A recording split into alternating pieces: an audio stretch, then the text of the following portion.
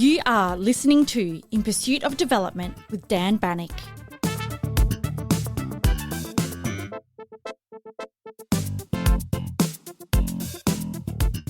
Cities have always occupied a special place in the development imagination. They are where ambition gathers, where economies expand, where migrants arrive in search of opportunity, and where the future often seems to be taking shape in real time.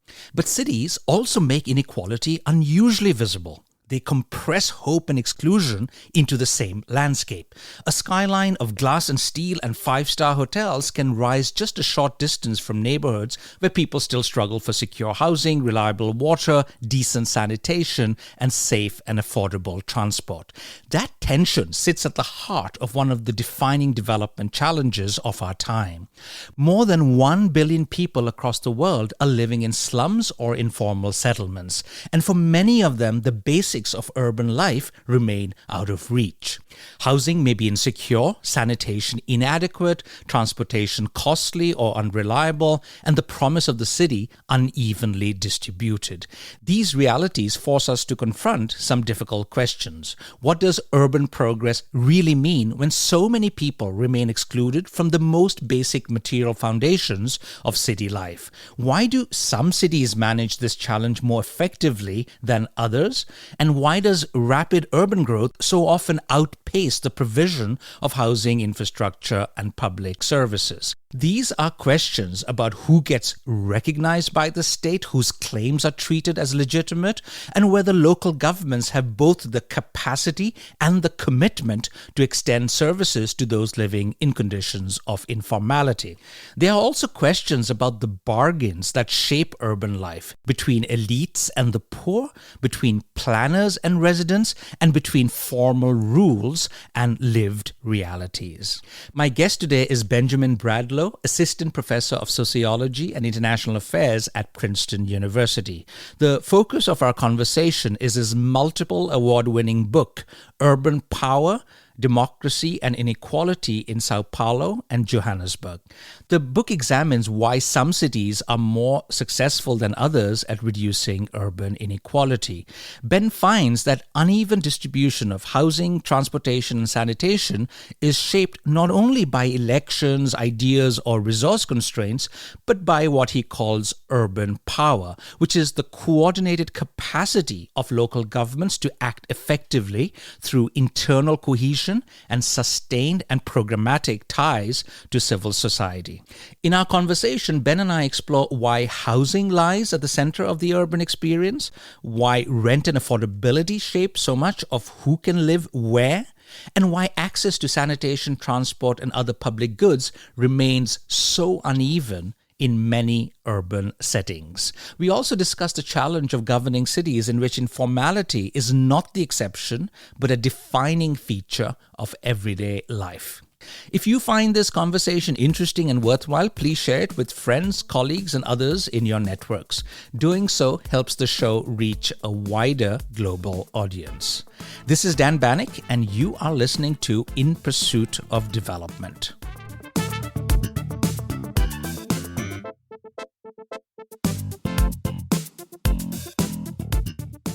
Ben, wonderful to see you, and congrats on a brilliant new book.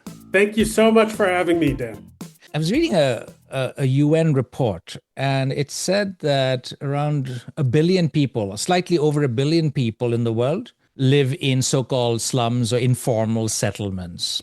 And that's like, 24% of the 25% of the world's urban population. And this is only expected to rise to around 3 billion in 2050. Much of this is, of course, driven by rapid and perhaps unplanned urbanization.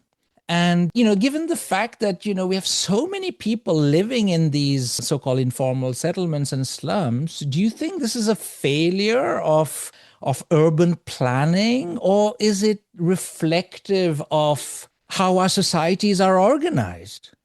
That's a great and big first question. I mean, there's always been some degree of unplanned urban settlement in the history of urbanization, and that goes back to the kind of canonical Industrial Revolution cases in places like Manchester and England. The difference is the scale is much larger over the last 50 years or so, the more contemporary wave of urbanization. And the fact that it's not been attached to the same kind of industrial growth that earlier industrial urbanization was associated with. So that's meant that the kinds of revenues that are being generated in the places where urbanization is happening are not the same. So that means you don't necessarily have the fiscal capacities to actually deal with unplanned urbanization. That's also meant that you have governments that don't necessarily plan for urbanization because the growth model has not been an urban and industrial model. In fact, economic growth in the rapidly urbanizing parts of the world over the last few decades, last 30, 40 years, has been quite variable. I mean, when I was beginning to work on these issues in the late 2000s, early 2010s, there was a kind of growth spurt going on in Africa, and you saw all these kinds of invocations of Africa rising, et cetera, et cetera. And that growth spurt slowed down by the mid 2010s, particularly in some cases, you see it moving again now, but it's much more variable. So you don't have the same kind of tight link between economic growth as traditionally accounted for and urbanization. That's at the macro level. A more micro level or meso level, you do see, at least in some cases, accompanying a wave of decentralization over the last 40, 50 years, you see increased capacities at subnational level, particularly at the local level. That might lead us to expect that local governments can begin to plan for what otherwise we might think of as unplanned urbanization or informal urbanization.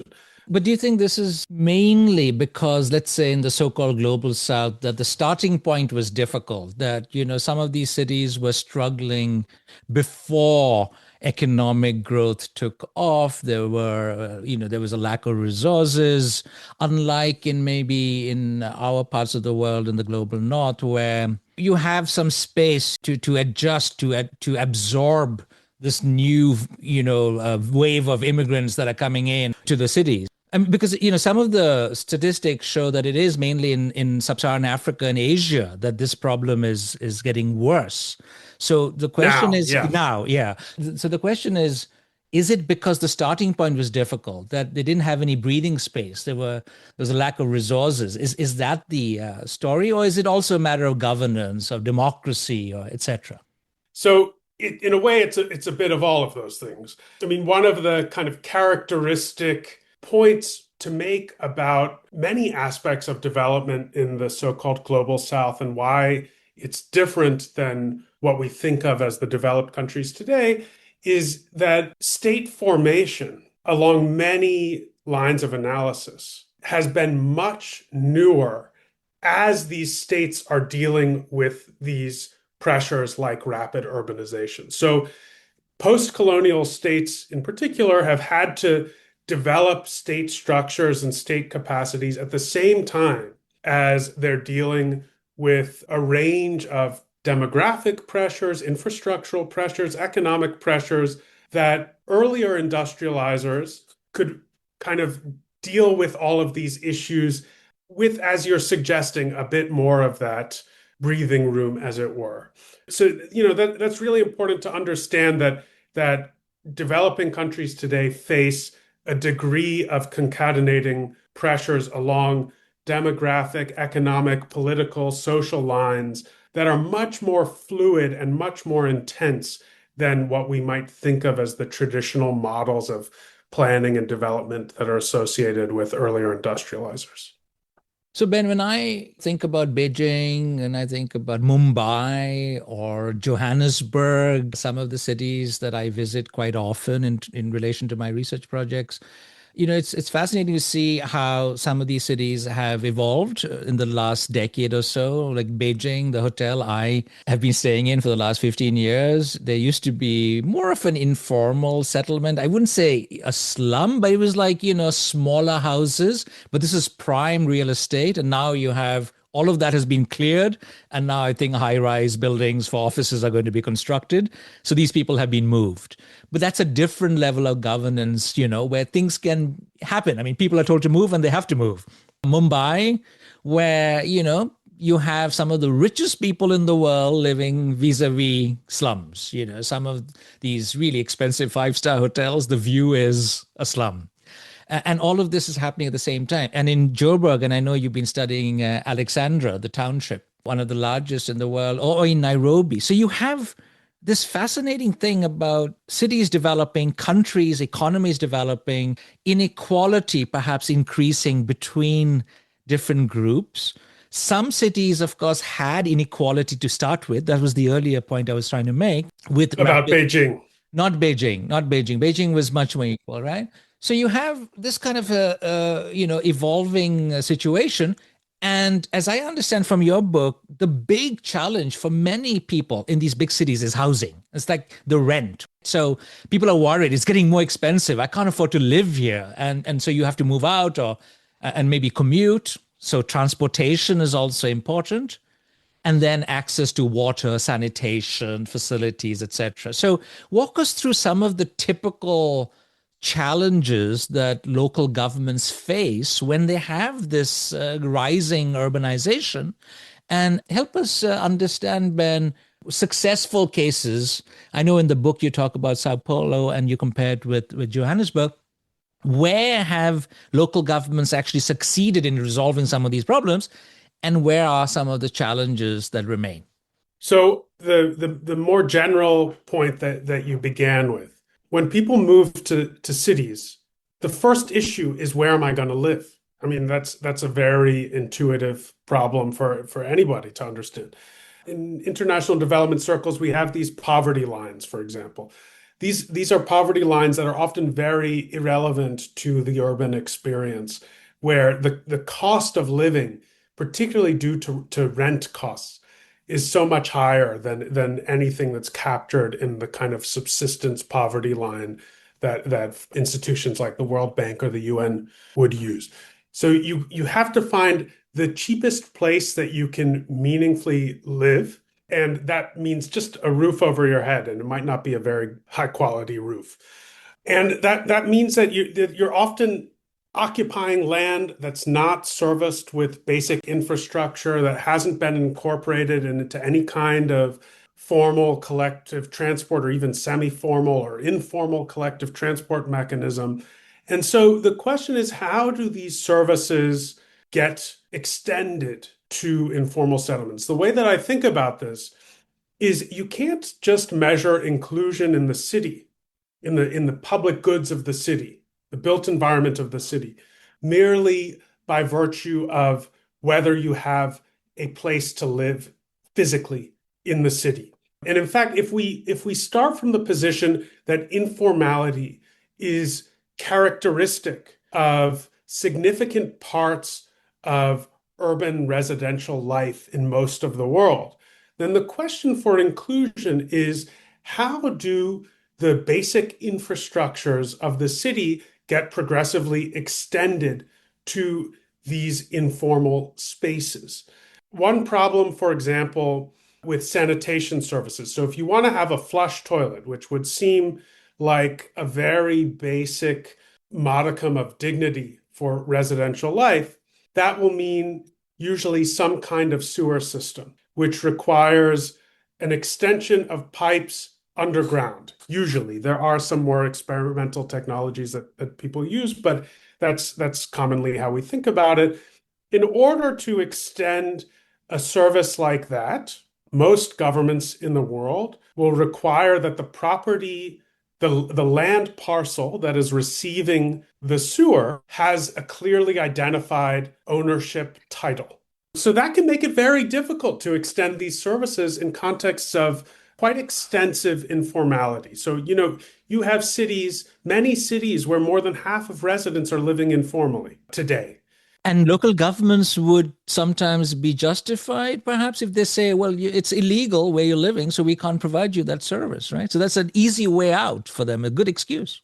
Exactly. And it's not as though, It's a bit complicated because you don't want to cast local government from the outset as just kind of an arena of shirkers, let us say. There's so many competing pressures on local governments in these contexts of significant informality. And what they might reasonably say is not just, well, this is illegal, though there are plenty of instances. I mean, I've heard this from local government officials in different parts of the world quite explicitly. They'll invoke that kind of rationale. But even a more benevolent local government logic might be, well, if we extend this now, then we won't be able to do the kind of comprehensive planning that we'd like to do in the future for a city that could be more formal. So, that's a more kind of benevolent twist on the same kind of thing that you're suggesting.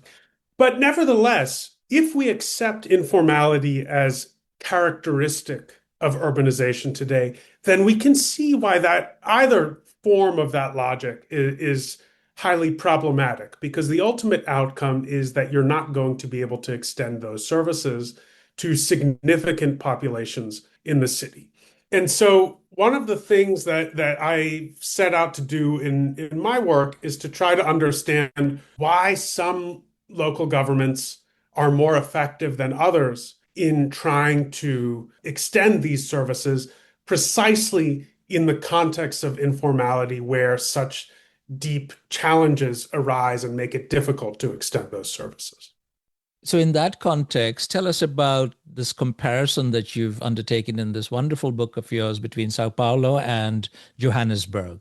What worked in Sao Paulo and what has worked and not worked, perhaps, in Joburg, in relation to the provision of these services? I think one thing that's important is to explain why did I choose these two cities to try to illuminate this much broader phenomenon that we've been discussing so far.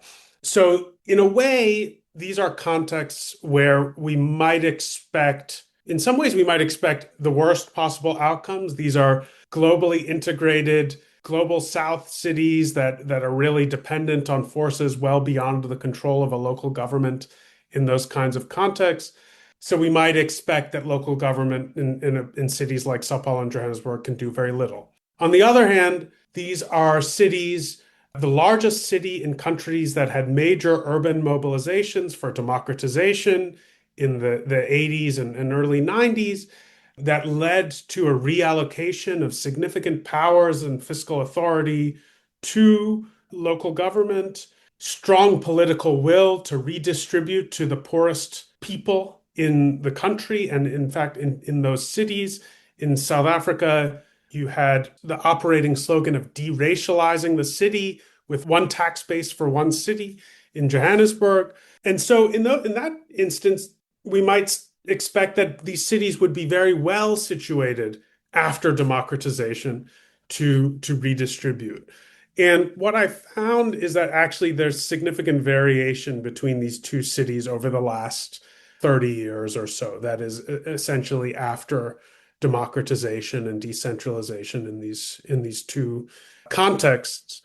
And that Sao Paulo it actually started from a situation that in many ways was worse than Johannesburg. If you look at conditions in informal settlements at the moment of democratization, if you take, for instance, access to a flush toilet, if you live informally.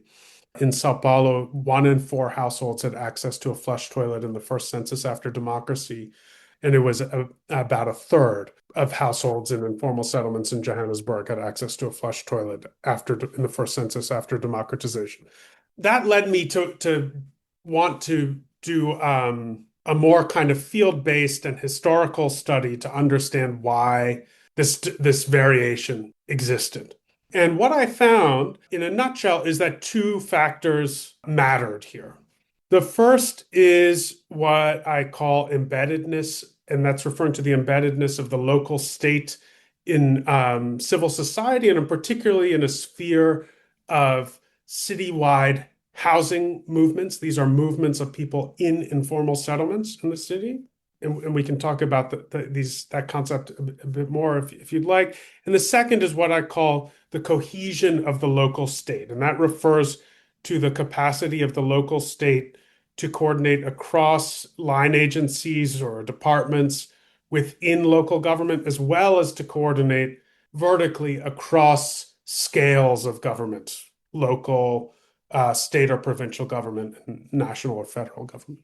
Right. So that is what you call urban power. So it has the embeddedness and the cohesion aspects. And I know you're inspired by Peter Evans's work, Yeah, and yeah.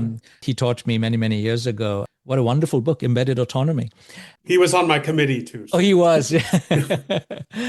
So, Ben, I'm thinking about, I've never been to Sao Paulo, but I've been to Rio. And among the many things I remember very well, it is one of the most beautiful cities in the world. But of course, some of the best views come from the favelas that are Yeah. sitting atop a hill. But getting there is really difficult. Transportation, long and winding roads, often unsafe because of crime, etc. And one of my vivid recollections, Ben, from that time was this cable car that they had constructed from like the center up to these favelas. Some of these favelas were pacified, some weren't. But what was fascinating is that this was a way in which citizens, firstly, of course, it was cheaper to live. The further up, it was cheap, right? Rent wise, further away from the center, it was cheap. But this was a way, using this cable car, you could bypass all the roads and all the challenges down, below, and you could go home. And it was like a fixed amount of money or whatever, the ticket, and it was pretty safe.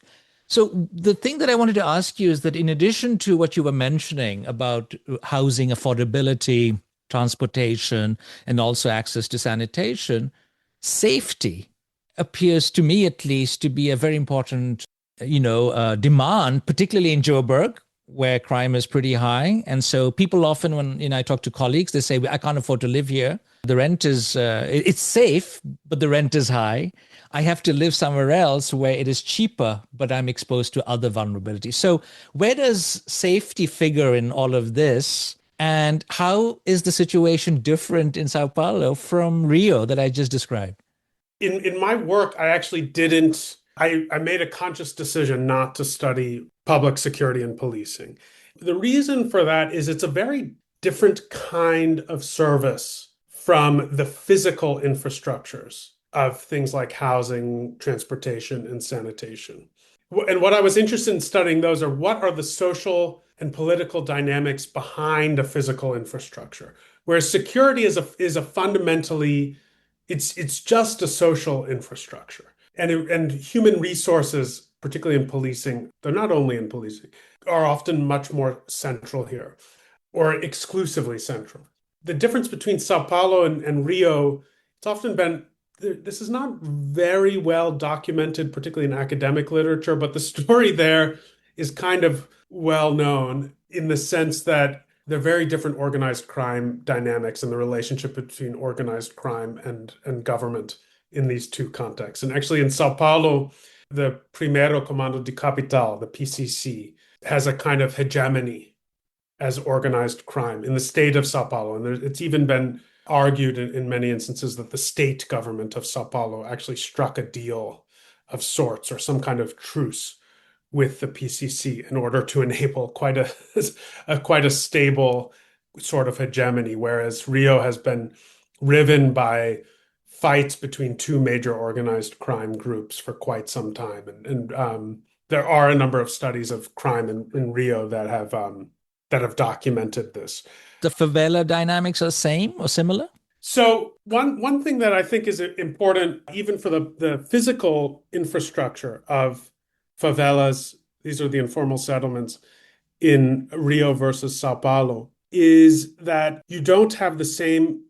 Actually, so the conditions in Sao Paulo have improved quite a lot compared to Rio. Very important variation there. And you don't have the same kinds of housing movements that are organized at the citywide scale in Rio as you do as Sao Paulo. And this is something that I really want to emphasize. A lot of the work on informal settlements and movements has focused on the role of movements at the neighborhood level and how do neighborhood movements achieve gains for their neighborhood. And what I found in Sao Paulo is it's not just about a single neighborhood. It's about how do movements organize at the citywide scale in order to generate programmatic policies that can achieve a degree of inclusion that's realized at the citywide scale. This is much more about how movements influence policy and then make sure policy is instantiated in implementation on the ground, as opposed to what a lot of the literature on urban movements is focused on, which is how do more particular neighborhood level benefits get secured through neighborhood activism. And in Rio, there are certainly instances of that, but you don't have the same kind of programmatic changes that I found in a case like Sao Paulo. President Lula, who's now back in power in Brazil, and his party have apparently played a very important role in this success story in Sao Paulo, right? How would you characterize this embeddedness and cohesion aspects briefly? What worked in Sao Paulo that has been more of a challenge, say, in Johannesburg? The first mayoral election where the Workers' Party, known as the PT, won in Sao Paulo was part of a wave of municipal elections where the PT first came to power in a number of cities in Brazil at the end of 1988, starting their mayoral terms on January 1st, 89. The person who won the mayoral seat in Sao Paulo was actually, she ran in a primary against the preferred candidate of Lula. So Lula's actually had a kind of more ambivalent relationship. As a personality, Lula has had a more ambivalent relationship with the politics of Sao Paulo over time. But his party for sure is important here. And what this mayor did, her name was Luisa Erundina. And actually, she's quite old now, but she's still active in Brazilian politics. She insisted that she had been a social worker in the peripheral working class neighborhoods of the city prior to becoming mayor. And she insisted that her top officials all engage on a very regular basis with the movements that had helped her get elected, which were housing movements from the peripheral favelas of the city. And one key outcome of this is the housing department began a program for self-build housing programs in the far peripheries of the city, which to this day remains a key calling card, let us say, of housing movements in their activism with city officials.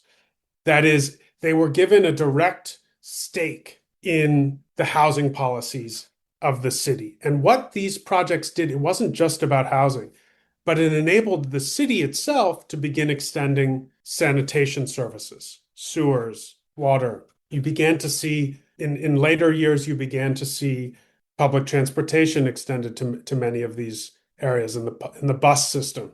What explains this coordinating capacity, that second aspect? Yeah. What worked? How did they suddenly get this capacity? So in this early period, one thing that happened was you had a huge expansion of what sometimes we call street level bureaucrats. These, in the housing department, for example, these would be field architects who are working in the favelas with housing movements on these early self-built housing projects.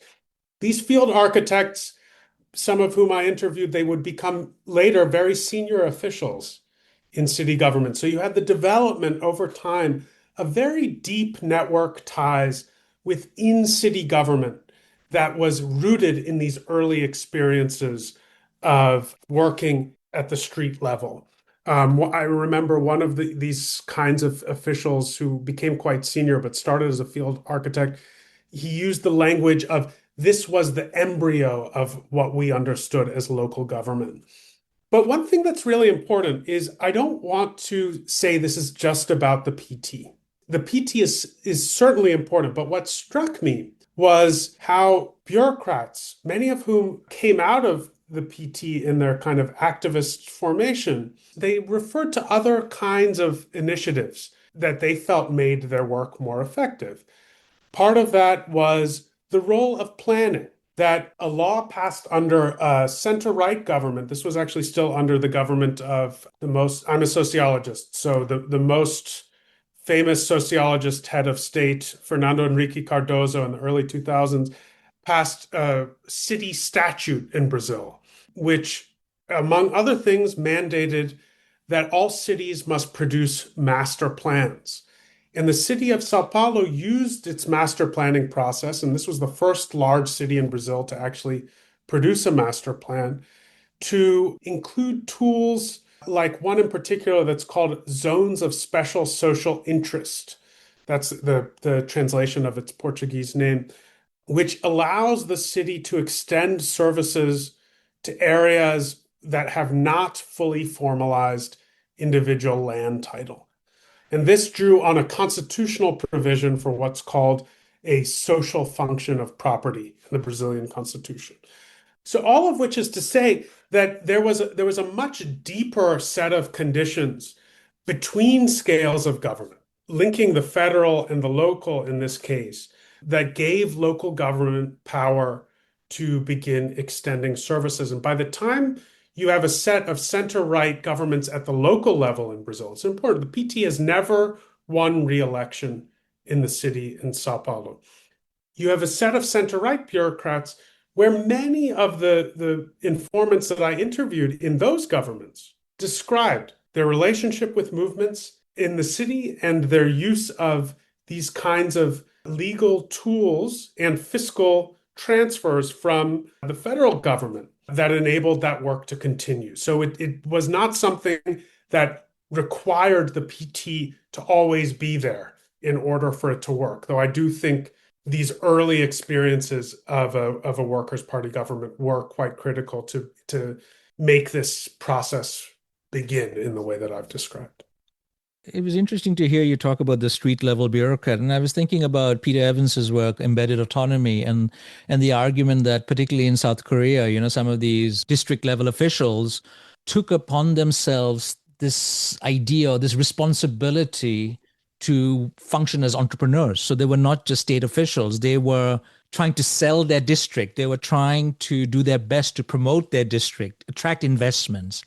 And I wondered to what extent that also explains the fact, and I read in your book that in Sao Paulo, local government was able to enter into agreements with private transporters, right? Transportation actors. And so there was this deal that was done.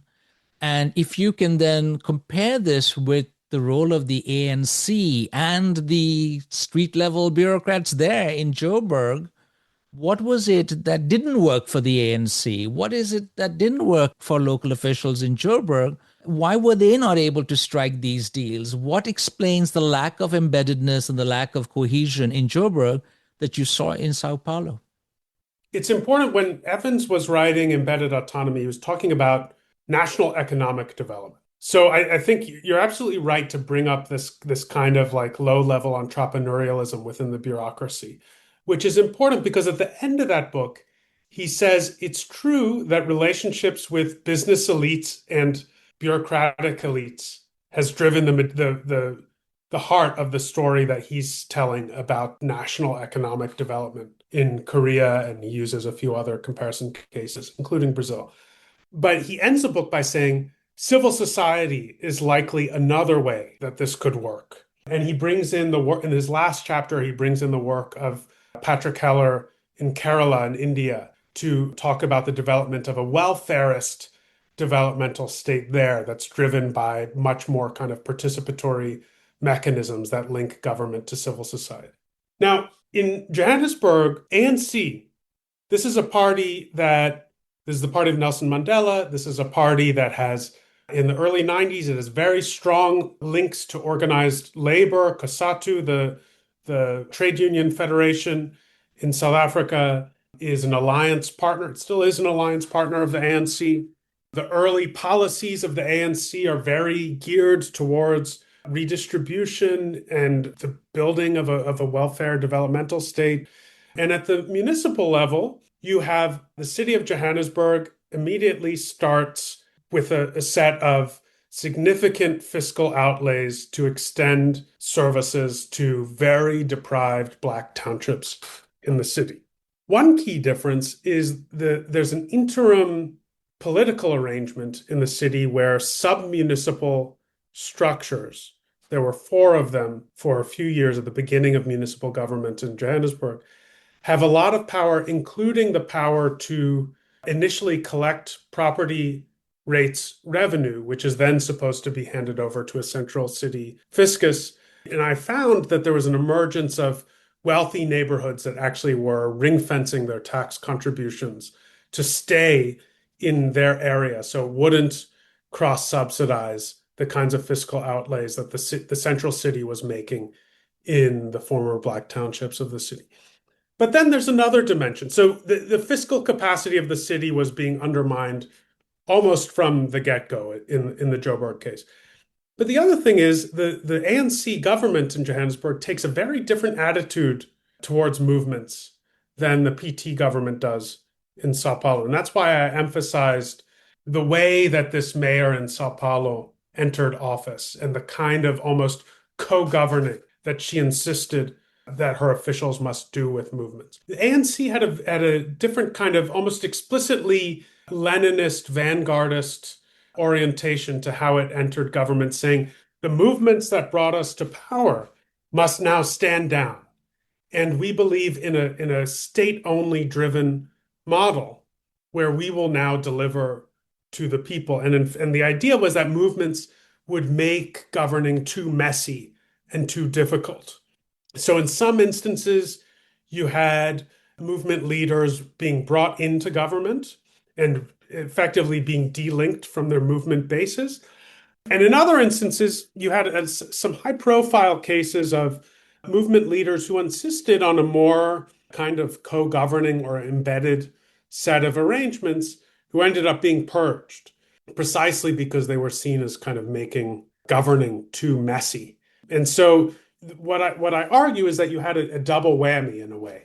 On the one hand, you had the fiscal capacity of the state being in a kind of hidden way undermined as rates were being withdrawn. And then you had the demobilization of precisely the kind of movement base that could have generated counterpower within the local government sphere to counter those kind of more traditional elites who were withdrawing their fiscal contributions to what would necessarily have to be some kind of cross-subsidizing arrangement to include the most excluded parts of the city in the physical infrastructures of the city. And I'm just thinking about, the concept of political settlements, which has become really important in the literature. Stefan Durkin has been on my show. He has this argument about gambling for development, that elites have to agree on an idea of development. And so to what extent do you think there was that political settlement, that elites in Brazil, in Sao Paulo, actually agreed that the provision of these services to informal settlements was important for their survival, for their welfare? So it was actually good for everyone, versus the fact that perhaps elites in Joburg, even today, don't agree? Is that one way in which we can see this? And I also wanted to ask you about corruption. How does that fit in, or does not perhaps fit into the picture? So in terms of these kinds of elite agreements, it's absolutely important. But there's always the question of, well, where does the elite buy-in come from? In many ways, we might have expected Sao Paulo to have much more intransigent elites in a way. Arguably, this was a much more pacted democratic transition. The legitimacy of elites in Brazil was not challenged in the same way in South Africa. I mean, there was a real kind of deeply moral content to the transition in South Africa that made this kind of a moral beacon to the world in a lot of ways, which was around the issue of race. So you had traditional and almost exclusively white elites could not make an argument formally that redistribution was not required. The political and even normative legitimacy of the ANC government was extremely high in the mid-90s. The question remains, well, how do you actually bring elites to the table to make the bargain in practice? And what my findings suggest in this regard is that it's precisely this embeddedness of the local state in a sphere of movements over a long period of time that produces the kind of counterpower that elites, particularly real estate elites, because these are the kinds of elites that matter in a lot of city politics. Elites had to reckon with that counterpower that was being generated through this embeddedness. And one example that I like to give to demonstrate this is the real estate sector in Sao Paulo had to participate in participatory municipal housing councils. Now, this could have been a very pro forma kind of arrangement, but the representatives from the real estate sector readily acknowledged that their interest alone could not serve the public interest. Similar kinds of people in Johannesburg would insist that the public interest was contained within the real estate sector itself, and that there was no need to listen to activist voices in order to plan for the extension of the management and extension of services in the city. So there's a very different kind of attitude that's generated by this counterpower that I think suggests at least an answer to why do elites come to the table in some instances and not in others. And corruption? Yeah, the question of corruption. Corruption is such a normative concept in a way.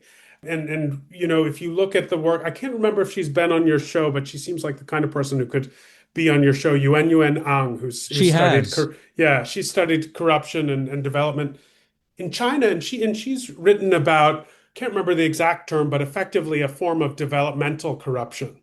That is, sometimes corruption enables certain kinds of elite bargains effectively. And in other instances, corruption is true capture and elite extraction.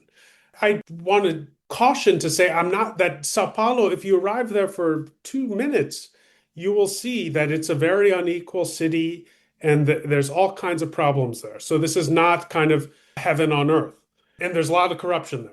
There's a lot of corruption in most large cities in the world. The question is, when does that begin to undermine the capacity of cities to really begin including the most excluded parts of the city? And in Johannesburg, which has actually gotten a lot worse in many ways in terms of public service delivery since the time that I study in my book, which ends in 2016, that was when the ANC stopped having a majority in the city council. You see an even greater deterioration in public services in Johannesburg that's accompanied by an even greater degree of extractive corruption in the city. Whereas in Sao Paulo, I think you see a much more, I don't know if it's always developmental, but at least something that doesn't undermine the capacity of the bureaucracy to continue to extend services to the most excluded parts of the city. So a lot of this wonderful evidence that you've generated from these two cases from the global south could have huge implications, not just for other cities in the global south, but also in our parts of the world. And I'm thinking of Oslo, Norway, where I live. Housing is a huge problem. The same demand, the same complaint that you mentioned earlier. Everybody is talking about high rents and how difficult it is to find housing because we're not building enough and a lot more people are moving into the city. And this has implications for transportation. It has implications for sanitation. It has implications for my garden because now, maybe a few years ago, actually, the local government was thinking about, taking over some of this property because they felt that they wanted to build high rises rather than having some of our houses have gardens. So very quickly, if you can reflect on how some of the experiences that you've reflected on in the book can also offer some lessons for cities in our parts of the world. Well, the example that I've been thinking about most recently is in New York City with a movement-oriented mayor, Zoran Mamdani. And one of the first things that he did upon entering into office about 2 months ago was create something called the Office of Mass Participation. And in fact, the conceptualization of this office was in part driven by people who drew directly on the Brazilian experience. And the argument that was made is in order to deliver on the substantive priorities of the Mamdani administration, and housing was absolutely front and center throughout his campaign. The argument was you need to have a continuous embeddedness, if you will, of local government in a sphere of activism that can help drive precisely the kinds of elite settlements that we've just been talking about. The issue that you face in New York, this is the seat of global if ever there were a seat of global capital, certainly New York would be a contender there. If ever there were a seat of global real estate, certainly New York would be a contender. And so the Mamdani wager, as it were, is that in order to generate some kind of counterpower to begin delivering on the kinds of goals that he has around more affordable housing, you need to be embedded in a sphere of activism at a citywide scale that can actually generate a more even approach to city making. And so I think it's absolutely right that the arguments that I'm making from a comparison in the global South, I would like to think could be very helpful for rethinking approaches to urban governance challenges today, including in wealthier parts of the world, even in New York. Well, Ben, I really enjoyed reading your book, and I also very much enjoyed this conversation. So thank you very much for coming on my show. Thank you so much for having me, Dan.